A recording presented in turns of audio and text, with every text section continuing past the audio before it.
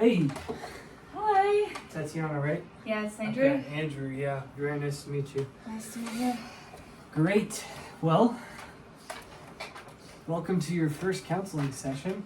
Thank you. Excited to get to know you here and talk a little bit more about who you are and what you want to do with counseling. So, Yeah. first things first, I want to go over the informed consent process. That should sound familiar. It's actually this form we already filled out together. You've already gone over this, but there's a couple of things that I want to just address before we jump right into it. The first thing being confidentiality. So the purpose of confidentiality is to keep everything in here safe. Everything you want to talk about is going to be confidential between you and I. I'm not sharing that with colleagues, anyone, wife, no one. The only time that gets breached is if you are a danger to yourself, which means expressing feelings of suicide, for example, or a danger to others. In that case, we would want to protect you, or we would want to protect someone else. Does that make sense? Yeah, also don't worry, I'm not going to murder anyone. Okay, I hope not. So that's the first thing. Second thing is my qualifications, right? We want you to know that you're getting the best care possible. I've been through the loops to get to where I am now. I've gone through education requirements, licensure requirements, everything that the state of Virginia recognizes for me to be a licensed professional counselor. The only reason that's on there is because I am held to a strict ethical and legal standard. And if you feel I'm breaching that at any time, you feel like you're not getting the best possible care, you have rights in that case. Okay. Does that make sense? Yeah, it sounds great. Okay. Everything else on there we've already gone through or you've looked at. Is there anything on there that you want to talk about in this meeting? What happens if I really want to talk to you during the week and it's not our session yet? Yeah, you mean like a call or text or something like that? Yeah, or Okay. email. Yeah. So with texting and email, feel free to message me. I'm here as a resource to you outside. There's going to be times where something happens that triggers a feeling and you want to talk to me about it. Text or email me. That's great.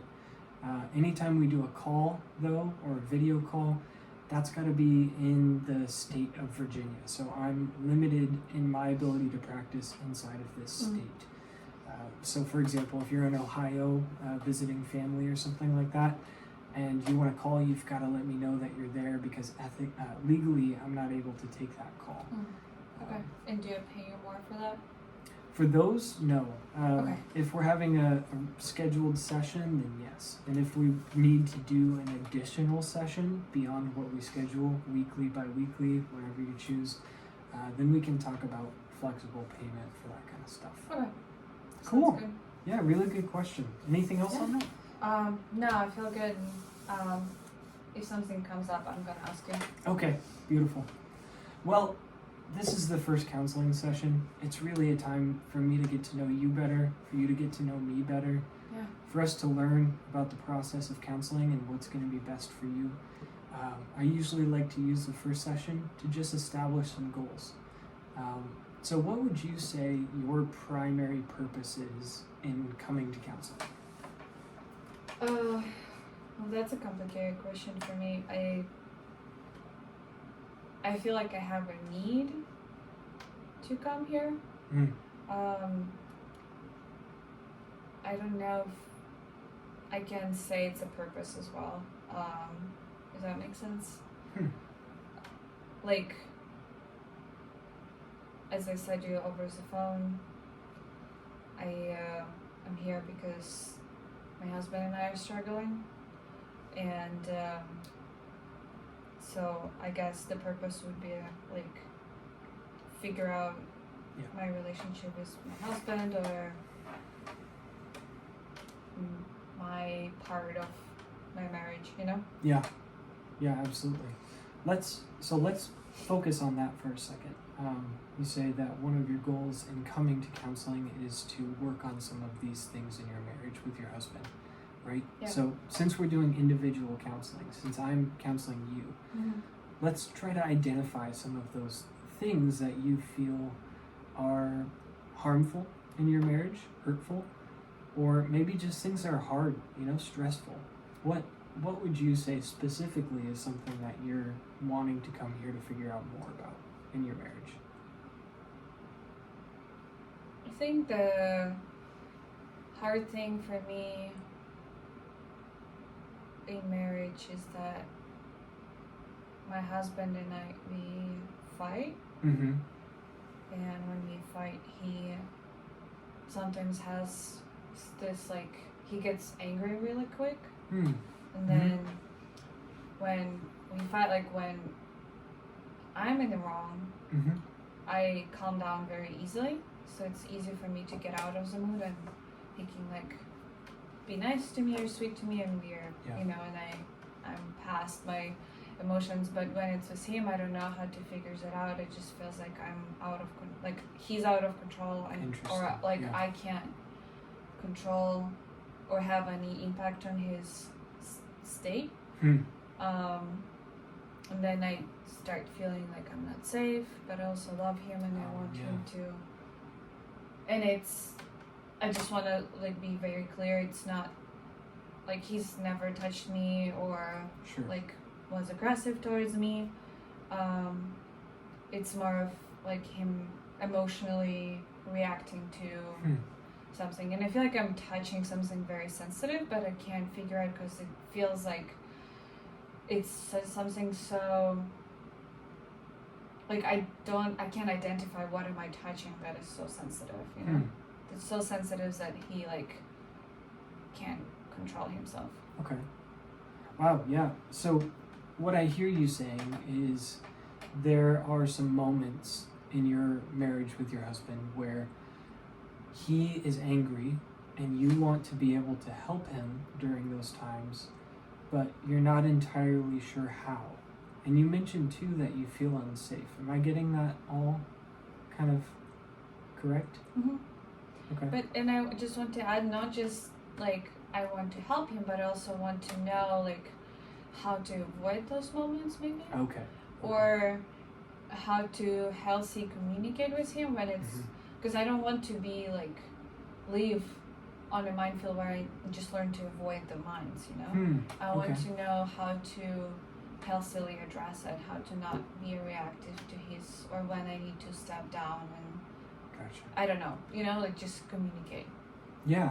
Can I try summarizing again? So what I'm hearing now a little more is that there are some potential things that when you do get in fights together that not only cause a reaction in him, but cause a reaction in you and cause the fight to escalate. Am I hearing that correctly? Mm-hmm. Okay, gotcha. Tell me a bit more about that. And there, I guess maybe two questions. Let's focus on the first one. The first one is, you mentioned that there are moments where you feel unsafe. You also mentioned that he has never harmed you, you're sure will never harm you. What feelings of being unsafe, can you unpack that a bit more for me? Yeah, it just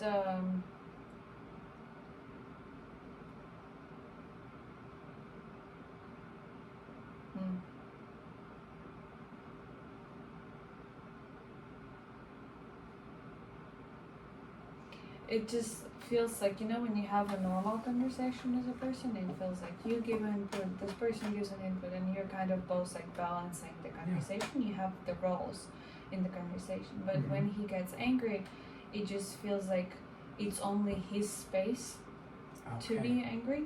Okay. And I don't have that space with him in the conversation. So it pushes me out of the space that we usually share together. And I still want to be in this space, but I don't know, maybe I should leave, because I usually try to stay in this space. Yeah. Because I feel like I have the right to be there. But now that I'm processing it out loud, maybe I shouldn't be in this space, and just when he pushes me, leave, I don't know. Maybe you can help me. Yeah. That's a beautiful illustration that you came up with about space. And I do want to clarify, when talking about space, do you feel unsafe in that space with your husband? Or do you feel unsafe when you're outside of that space? for example, does being outside of the space make you feel disconnected and therefore unsafe? Or does being in a place where your husband is unable to control his emotions, do you feel unsafe in that area? I think in the area, because like the space that I'm describing is, I'm not talking about a physical space, you know? Yeah. So like it's the space that him and I share together, like the marriage, or Okay. just like our Mhm. room, you know, that him and I created together. So when he gets angry, I feel like I'm not in the room anymore. And he also sometimes would say something that would hurt me and stay Okay. with me for a long time, and it's hard for me to let it go. And then when we have a fight, I'll bring it up again and hurt him with it, and it just like feels like a loop, you know, So the or room. like a circle. Okay. Yeah. Sorry for interrupting. It's okay. I'm really intrigued by your metaphor of the room in the space here. So can we say that is illustration of the safe place of your marriage?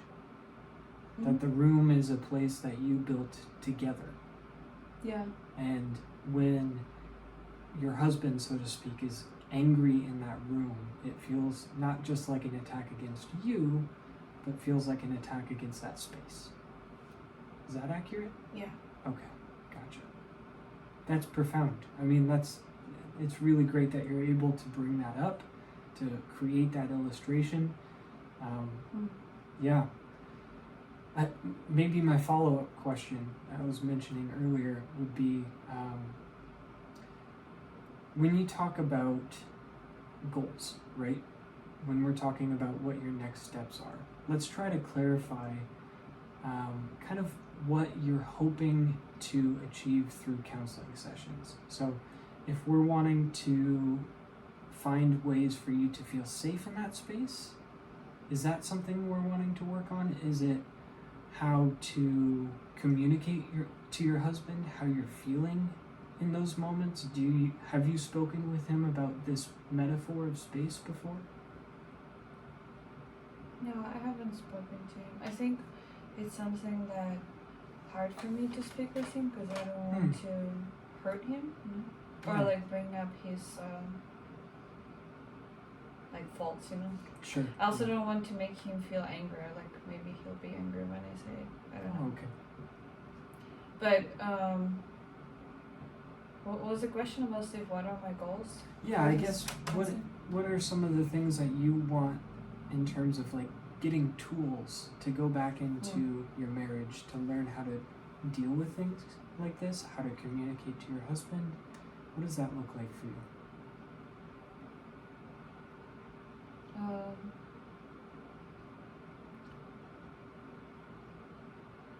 Well, I think I want to work on that, like communicating with my husband, and I also want to like work on myself, so I don't get like so that like his attitude doesn't, or his reactions don't influence me and my character. Okay. Yeah. So I want to stay myself. I don't want to be like nervous or afraid. Absolutely. I want to like stay a loving wife, you know, because I love him, and I know that it's just something very sensitive that is in him, and I know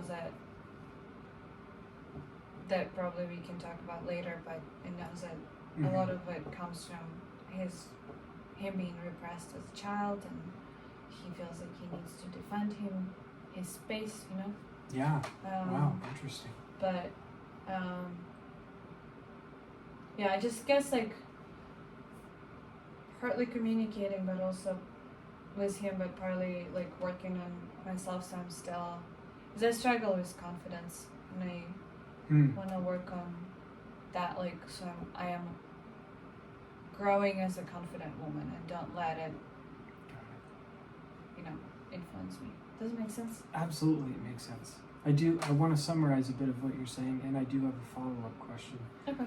We're running short on time. Don't worry, we'll talk about most of this in the next session too, but maybe as a final question. you said that you want to work on some of your reactions in that space. Tell me 2 or 3 different reactions that you have that you don't like that you want to work on when you're in that space. I think one of the reactions is that I try to comfort him or like get him out of anger by like I'll do anything just so he calms down, you know? So I'll be like apologizing for things I don't feel like I need to apologize, or just like do anything I can do just so he's calm. Okay, yeah. Which I feel like I'm sacrificing some of my personality when, you know, Right. I do it.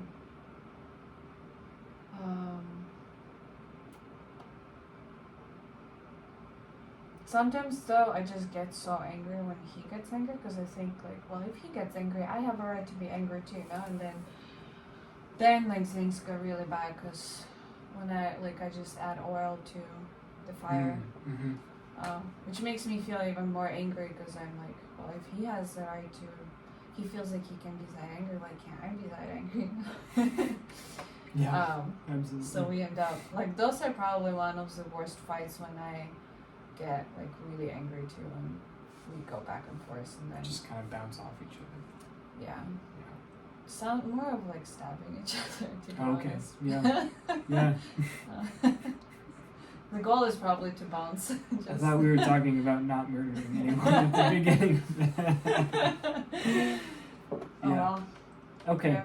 Well, those are 2 good two good pieces to walk away with, is focusing on those reactions, right? Yeah.